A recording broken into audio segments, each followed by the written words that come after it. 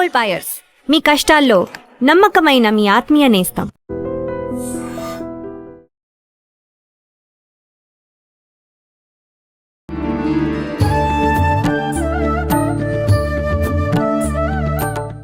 నమస్కారం గురుగారు. ఆశీర్వచనం తల్లి.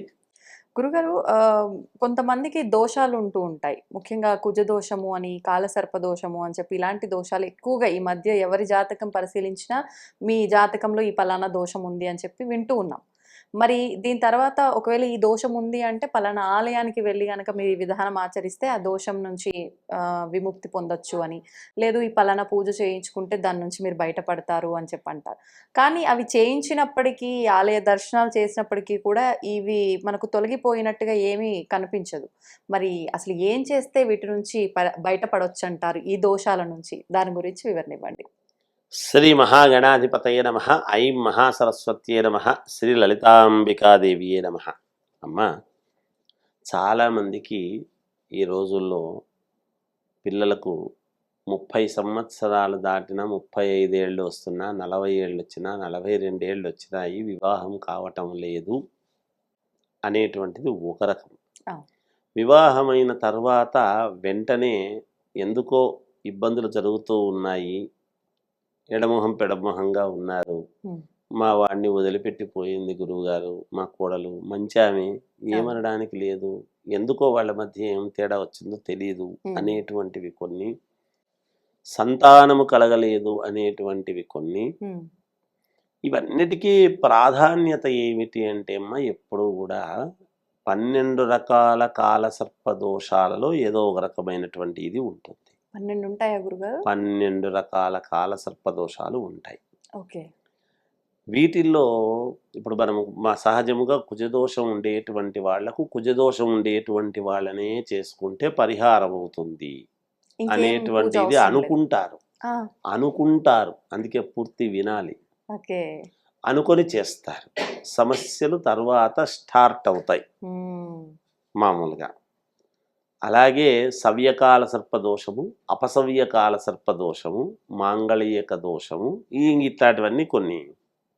ఇక్కడ తేడా ఎక్కడొస్తుంది, ఎందుకు వస్తున్నాయి పిల్లలకు అంటే, ఈ పిల్లలను కన్నటువంటి తల్లిదండ్రులకు కూడా ఉంటాయి దోషాలు. వీళ్ళు పూర్వము మా మేనగొడలే, మా మేనత్త కూతురు, మేము ఆ రోజు చూసుకోలేదు గురువుగారు, ఏదో అయిన బంధుత్వము లేదా దూరపు బంధుత్వమే కావచ్చు, తెలిసిన వాళ్ళు చెప్పారు, మేము చేసుకున్నాం, మరి మేము బాగానే ఉన్నాం కదా అనేటువంటి ధోరణి వస్తుంది. నువ్వు బాగున్నావు, మరి నీ కొడుకు ఎందుకు వచ్చింది?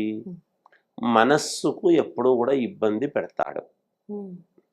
మనకెక్కడ మన మనస్సుకు సంతోషంగా ఇంతవరకు ఇచ్చి, పిల్లవాడు పుట్టినప్పుడు కూడా సంతోషము పొందినావు, మరి పిల్లవాడికి చెయ్యాల్సినటువంటి సమయము వచ్చినప్పుడు ఏ సమయంలో ఏది జరగాలనో అది జరగకపోయినప్పుడు నువ్వు అత్యంత బాధపడుతున్నావు. ఈ బాధ దేని వల్ల పడుతున్నావు నువ్వు? నీకున్న గ్రహస్థితులు. మరి ఆనాడు ఇవి చూసుకోకుండా చేసుకున్నటువంటి దాని వల్లనే కదా. దీనికి ఉపశమనము ఆ రోజే. మనకు వివాహము అనేటువంటిది ఈరోజు చూపిస్తున్నాము. మా అమ్మాయికి సంబంధం వచ్చింది గురుగారు, ఎలా ఉంటుంది అంటే, 2 జాతకాలు పక్కకు పెట్టుకొని వీళ్ళ ఇద్దరు కలిస్తే ఈమె జాతకం ఈ అబ్బాయికి తోడైతే ఈ అబ్బాయికి ఎంత మాత్రం కీర్తి ప్రతిష్టలు వస్తాయి, సంతానం ఎట్లుంటుంది, ఉన్నతమైనటువంటి సంతానం కలుగుతుందా, ఎటువంటి యోగాలు ఉంటాయి వీళ్లకు అనేటువంటిది మనం తెలుస్తూ ఉన్నాం. ఈమె దీర్ఘ సుమంగళీర్యం ఎలా ఉంటుంది, ఎట్లుంటుంది అనేటువంటి మనం చెప్తున్నాం. ఈ చూపించినప్పుడు మీకు చేసుకున్నప్పుడు ఎందుకు చూసుకోలేదు? మీకుంటేనే వీళ్ళకు వస్తుంది. వీళ్ళకి ఇప్పుడు పరిహారం చేసుకోకపోతే మరి పెళ్ళిళ్ళు కావా? అయ్యగారులంతా ఏదో చెప్తుంటారు ఊరికి, ఏదో చూద్దాం పట్టుదలగా, ఏమవుతుంది 40 ఏళ్ళకి దానిలే కాదా, చూద్దాం 50 ఏళ్ళకైనా అవుతుంది కదా. అవుతుంది, కాదనేది ఏం లేదు. మీకు జరిగినట్టే వీళ్లకు జరుగుతుంది, తొందరగా కూడా జరుగుతుంది.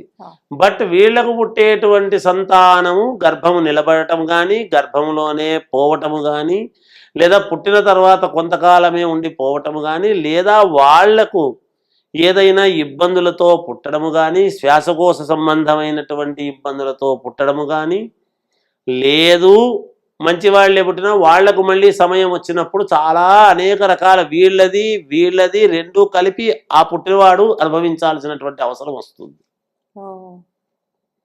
ఇంత లింకే. ఆస్తులు మాత్రమే మా ముత్తాత మా తాత సంపాదించినటువంటి 100 ఎకరాలు నాకుంది, నేను తినలేదు, నా కొడుకు కోసం అట్లే పెట్టా అంటే నా కొడుకు కోసం కూడా అట్లే పెడతాను అన్న, నేనేం వాడను అంటే ఆస్తులు మాత్రమే వస్తాయని అనుకుంటే పొరపాటు. మనం చేసినటువంటి పాపాలు కూడా వస్తాయి. అందుకే తిలా పాపం తలా పిరికెడు ఊరికే చెప్పలేదు, కొంచెం కొంచెం వస్తాయి. మరి వీళ్ళు చేసుకోకపోవడం వలన వాళ్లకు. బట్ నేను కాళహస్తికి వెళ్ళాను, నేను కొక్కే సుబ్రహ్మణ్యం వెళ్ళాను, పళని వెళ్ళాను, ఇంకెక్కడెక్కడికో వెళ్ళాను మామూలుగా అని చెప్తారు. గుళ్ళు దేవాలయాలు పోయి పూజ చేసుకున్నప్పుడు ఏమవుతుంది అంటే మనం ఇంట్లో రోజు స్నానం చేస్తున్నాం కదా, పుష్కరాలు అన్నప్పుడు పోయినప్పుడు చేసేటువంటి స్నానం ఏమిటి, అది పరమ పుణ్యప్రదమైందని చేసుకొచ్చుకుంటాం. మరి పుష్కరాల్లో చేసి వచ్చిన తర్వాత గత పుష్కరాల్లో చేసి వచ్చిన వాళ్ళకి ఇబ్బందులు రాలేదా? పుష్కరాల్లో స్నానం చేసి వచ్చిన తర్వాత పరమ పవిత్రం మనమైన తర్వాత మళ్ళీ పాపాలు ఎందుకు వస్తున్నాయి అంటే, మనం ఇప్పుడు దాదాపు నాకు తెలిసినంత వరకు నేను 90లో ఒకసారి గోదావరి పుష్కరాలు వచ్చాయి, మళ్ళీ పుష్కరాలు వచ్చాయి 12 ఏళ్లకు, మళ్ళీ పుష్కరాలు మళ్ళీ రేపు రాబోతున్నాయి పుష్కరాలకు. మరి 3-4 పుష్కరాల్లో మునిగినటువంటి వాళ్ళు ఉన్నారు కదా, ఈ 3-4 సార్లు 12 సంవత్సరాలకు ఒక్కసారి మునిగినటువంటి వాళ్లకు మళ్ళీ కష్టాలు ఎందుకు వస్తున్నాయి మరి అంటే, వాటి వల్ల ఎంత పోవాలనో అంతే పోతుంది. గుళ్ళకు పోతే పుణ్యం వస్తుంది, పాపం పరిహారం కాదు. పాపము పరిహారము అనేటువంటిది ఎప్పుడైతే సుబ్రహ్మణ్య స్వామికి ప్రతిష్ఠ చేయాలనా, లేదా దానికి అభిషేకం చేసిన తర్వాత దాని పాలు తీసుకుని మనం చేయాల్సినటువంటివి కొన్ని పాటించాల్సినటువంటివి పాటించాలనా, దేవాలయాలు పోతే ఏముందమ్మా, టెంకాయ కొడతారు, ఒక పై చిప్ప కింది చిప్ప వాళ్ళకి ఇచ్చేసి పై చిప్ప అయ్యగారులు తీసుకునేసి 2 కొబ్బరికాయలు ఇవి చేసి అరటిపండు ఇచ్చి పంపించేస్తారు ప్రసాదంగా, అంతే. దేవాలయమైన ప్రతి వాళ్ళు టెంకాయ తీసుకపోతే ఓ టెంకాయ చిప్ప మనకి ఇస్తారు, ఓ టెంకాయ చిప్ప అక్కడ ఉంటుంది, ఇచ్చేస్తారు, పంపిస్తారు, అంతేగా జరుగుతుంది. అంటే మరి దానివల్ల లాభం ఏమిటంటే పుణ్యం వస్తుంది. దేవాలయానికి పోతే పుణ్య సంపద మూడగట్టుకున్నట్టే. దేవాలయానికి పోకూడదని నేను చెప్పడం లేదు, దేవాలయంలో పవిత్రత లేదని నేను చెప్పడం లేదు, దేవాలయంలో పవర్ లేదని నేను చెప్పడం లేదు. ఆ పవర్ నీకెందుకు, ఎంత నువ్వు చేసుకున్న దాన్ని బట్టి నీకు ఎంత ఇవ్వాలనో అంతే ఇస్తాడు. అందుకే ప్రసాదం అనేటువంటిది ఎంత పెడుతున్నారు దేవాలయాల్లో, భోజనం పెట్టినట్టు ఇస్తరాకేసి పెట్టరు కదా. నువ్వు మళ్ళీ పోయి భోజనం వేరే చోట హోటల్లో తింటున్నావు డబ్బు కట్టి, నీకు ఆకలి తినడానికి. మరి ప్రసాదంతో ఆకలి తీరిందా? మరి ఒకసారి పోతుండే పాపం అంతా పోయింది అనుకుంటే అట్లా మళ్ళీ పూజలు ఎందుకు చేసుకుంటున్నట్టు మరి. అందుకని అవి చేసేటువంటి విధానములో గనక కరెక్ట్గా చేస్తే 42 సంవత్సరాలు వచ్చినా 35 సంవత్సరాలు వచ్చినా దోషము పరిహారము అనేటువంటిది చేసేదానికి ఆ గ్రహానికి సంబంధించినటువంటి ధాన్యం అంటే కందిపప్పు, దాంట్లో వెండి పడిగబెట్టి అభిషేకం చేసి వాళ్లకు ఇచ్చి దానికి సంబంధించినవి కొన్ని వస్తాయి, అవి వాళ్లకు ఇచ్చి ఇది పాటించండి అని చెబితే 3 నెలల నుంచి 6 నెలల లోపల ఖచ్చితంగా వాళ్లకు వివాహం సెట్ కావాలి, తప్పకుండా జరిగి తీరుతుంది. అది చేసేటువంటి విధానములో ఉంటుంది. అందుకే శాస్త్రములో ఎప్పుడు తప్పు ఉండదు, చెప్పేటువంటి శాస్త్రిలో తప్పు ఉండవచ్చునేమో, అందరినీ నేను తప్పు పట్టను. ప్రపంచానికంతా మనం ఒక్కరే కాదు. ఎప్పుడైనా ఒక వ్యక్తి దగ్గరికి పోయి చేయించుకున్నారంటే ఇంకో వ్యక్తి దగ్గరికి పోవాల్సినటువంటి అవసరము రాకూడదు.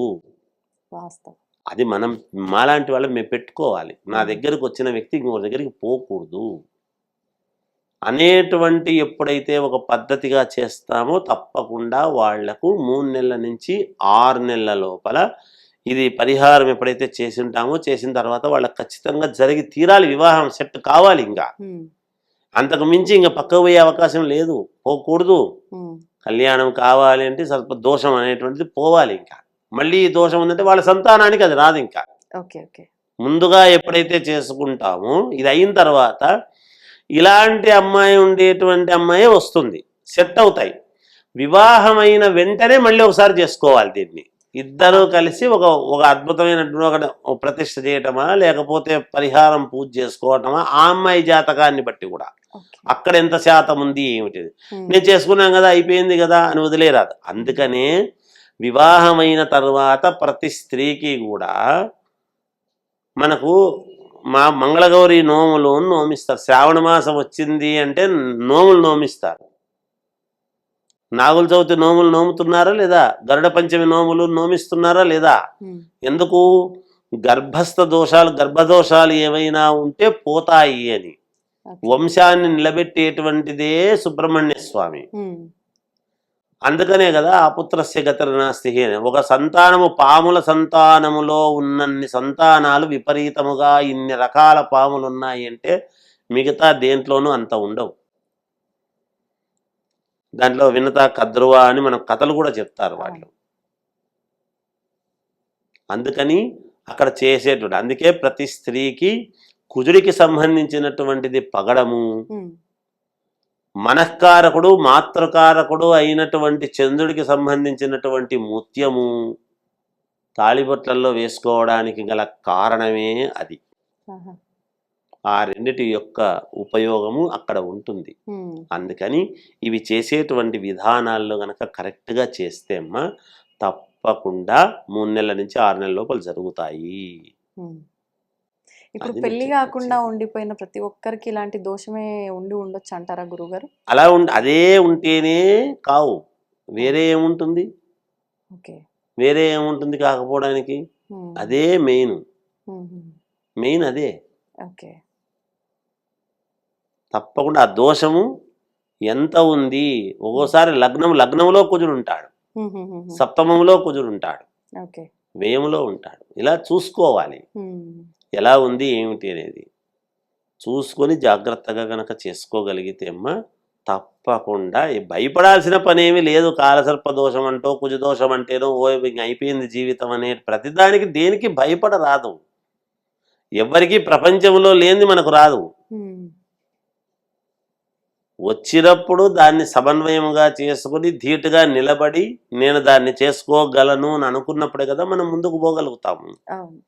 అది చెయ్యాలి. తప్పకుండా చేయొచ్చు, అదేం పెద్ద సంగతి ఏమి కాదు, భయపడాల్సిన పనేమి లేదు. కాకపోతే దగ్గరికి వచ్చి దీనికి ఉన్నటువంటి దానివల్ల ఏమిటంటే ప్రతి సంబంధం దగ్గరికి వస్తుంది, ఇంక అయిపోయింది అనిపిస్తుంది, పోతుంది. మనకు నచ్చితే వాళ్ళకు నచ్చదు, వాళ్ళకు నచ్చితే మనకు నచ్చదు. ఏదో కారణం చేత ఇది అవుతుంటుంది. ఎందుకో కుదరడం లేదు గురువుగారు, డబ్బు ఉంది, అన్నీ ఉన్నాయి, చేద్దామంటే అనుకుంటే కుదరలేదు, ఇట్లాంటివే వస్తాయి మాటలు. పాపం చేయించుకొని కూడా కొన్ని చోట్ల మేము చాలా చోట్ల చేయించినాము గురువుగారు, ఇవే చేయించినాము, మరి ఎందుకో జరగడం లేదు అని వస్తారు.